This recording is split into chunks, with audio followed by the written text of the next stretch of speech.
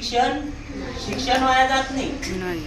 आता तुम्ही जर अभ्यास केला तर तुमचे जे वडील आहे, आई आहे, याला पैसे खर्च करायला शोकायला का नाही. आणि ते आजार कोण समजा हे करतील ना, फीस देतील की याला मुलं शिकतात. पैसे तुमच्यावर खर्च करायला शोकायला का नाही. त्याचे पण काही स्वप्न असतात. ते स्वप्न काय बघतात का नाही, आपला मुलगा जर चांगला शिकला, हुशार झाला तर पुढे चालून 11वी 12वीला इंजिनिअरिंगला, डॉक्टरीला, नाही तर चांगला एखादा उद्योग उभं करेल है ना. जर त्यांनी चांगलं प्रगती केली तर नंतर आपलं भविष्य चांगलं जाईल.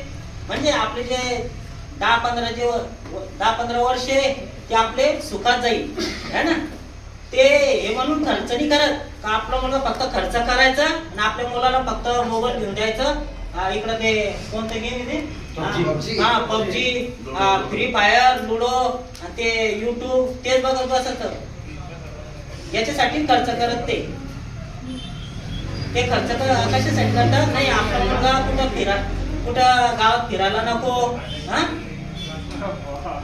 त्याला चांगलं शिक्षण भेटायला पाहिजे, चांगल्या नोकरीला लागायला पाहिजे, याच्यामुळे ते खर्च करतात है ना.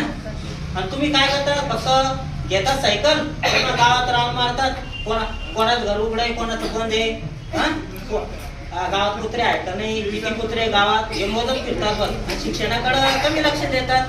याचा तुमचा फायदा आहे का नाही, फायदा नाही ना. तुम्ही जर अभ्यास केला, तुमचे आई वडील इतकं खर्च करतात, त्याचं मोबदला हे करायला पाहिजे,